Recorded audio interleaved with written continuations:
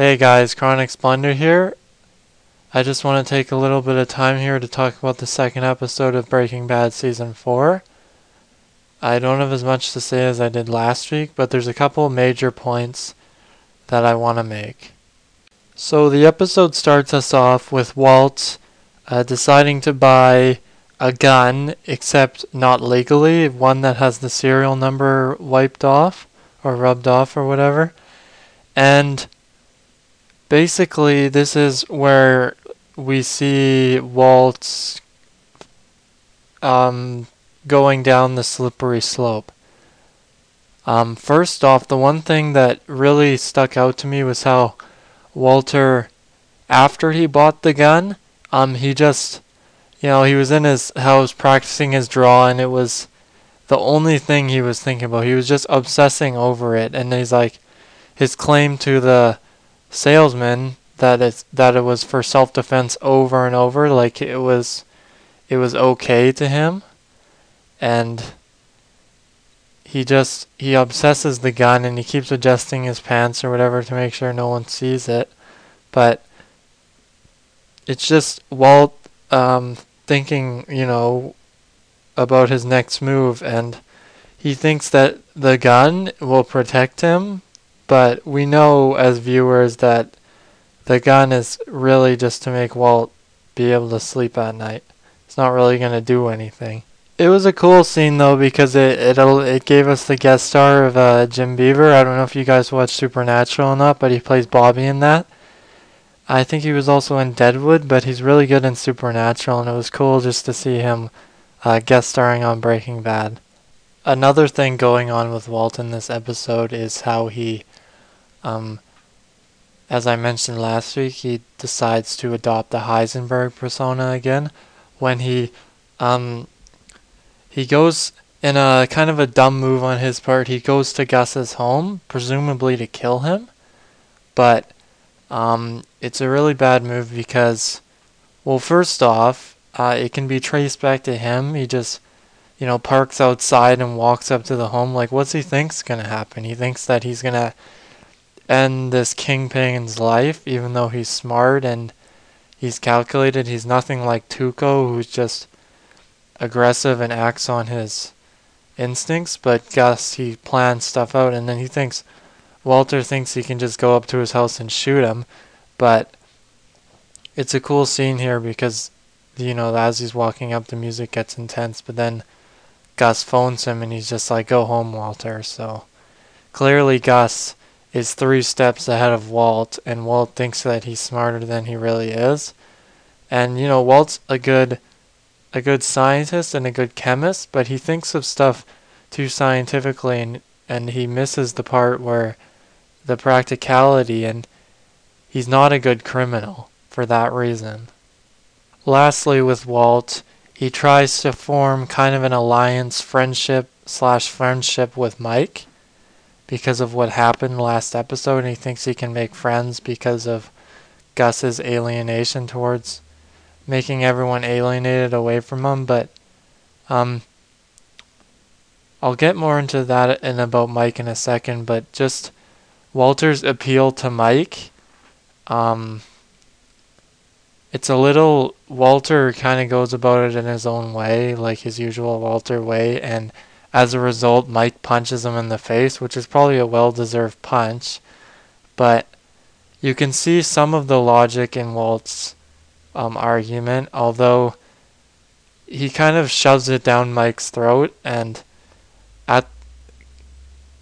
at the moment, Mike seems to be very agitated and concerned that Gus killed Victor just in the snap of a finger, and it makes him think about himself being expendable as well. But just Walt pushing his way in like that and sticking his nose where it doesn't really belong, it gives Mike kind of an antagonist to point his fury at.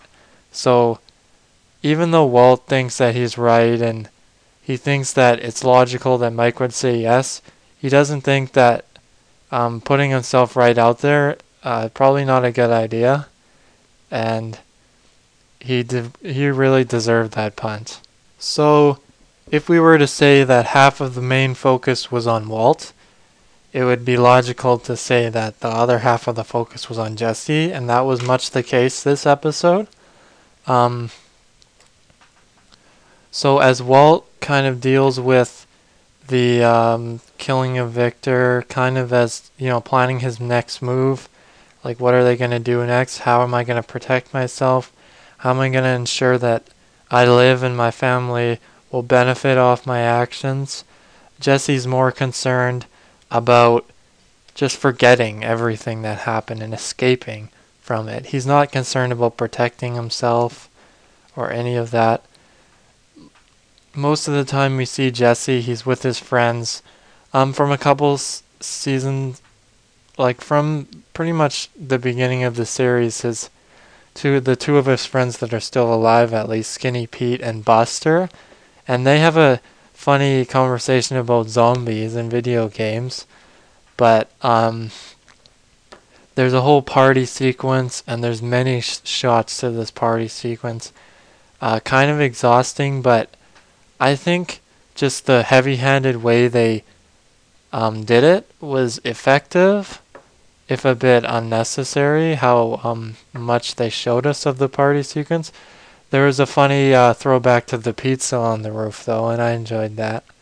So to try and escape from what he's done, also from witnessing Victor killed in front of his face, and I would say mainly from him killing Gail, he spends his money just on a huge stereo and just partying. And well, in last seasons we could say this would be a way to maybe get himself to stop using or surround himself with other people so he stops wanting to use, or is so he can use. Regardless, it's not the focus on him's not really on resisting the urge to use, although they do show us that he looks like he wants to use to escape from this, but it never shows us if he actually uses. So the resisting to use is more of a metaphor, not so much of how he stops using and controls himself, but more how it's a way to escape from what he's done, and he chooses to just accept what he's done at the end of the episode. So by surrounding himself with people, he'll trying to make himself not think about it, what he did, and trying to take his mind off of it. There's a little section here with the girl from last season that he was involved with, and she comes to ask him about the money and what happened and why did the drug dealers and the money were killed and the money arrived on the same day, and Jesse just assures her that everything will be fine. But there's an interesting section here that kind of sums up the whole Jesse storyline in one scene here, and that's when everyone has left and there's garbage all around the house and he doesn't care about any of that. He's just the fact that he's alone and he has to face what he did now. He just kneels by his amp, which is blasting, and he starts to cry and just realize really what he's done and that he can't escape from it. He can only postpone it. There's some side stories in the episode as well, other than the one with Mike that I was talking about earlier. There's one with Skylar and how she decides to pursue the car wash angle, even though Walter isn't really completely on board with it yet. She decides to just do it on her own, and it's interesting to see how she offers the man what she thinks is a reasonable amount from observing the washes and detailings, but he basically just spits in her face and is like, no, I want 20 million because Walt disgraced me or whatever. So there's a bit with Skylar here and her gung-ho attitude, but mainly the focus is just on Walter and Jesse. Again, like with last episode, there's a side story with Hank and Maria as well. And Hank just struggling to accept his how he lost the use of his legs, and instead tries to pour it into just getting past it and trying to use his legs again and trying his hardest, with the personal trainer. Also, he pretty much commits himself full time to buying minerals online. So that leads to some fallout with Marie, and clearly Hank is mad at Marie for reasons I'll get into, but he's still making progress.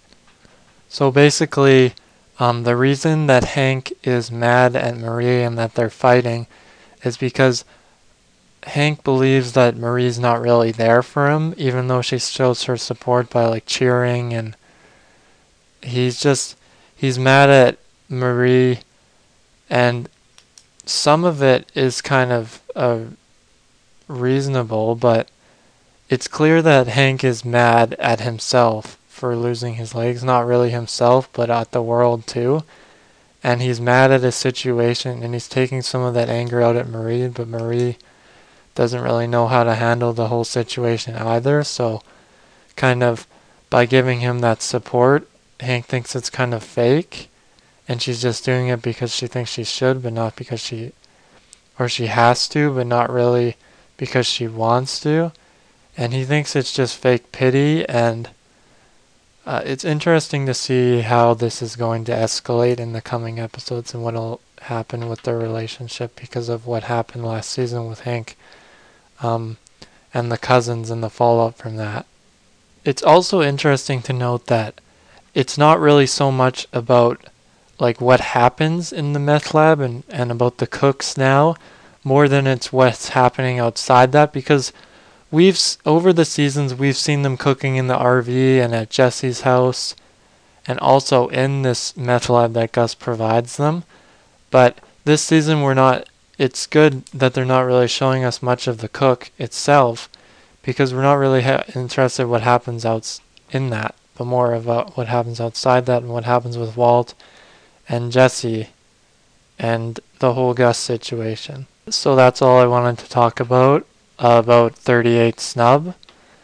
I liked the episode personally, but I don't think it was as good as the premiere, but that's to be expected because even though it was a bit slow-paced and heavy-handed, I remember season 3 at the beginning, it was slow as well, but there needs to be that build-up, that escalation, and that slow tension rising to really make the last parts of the season more climactic and have more of an impact.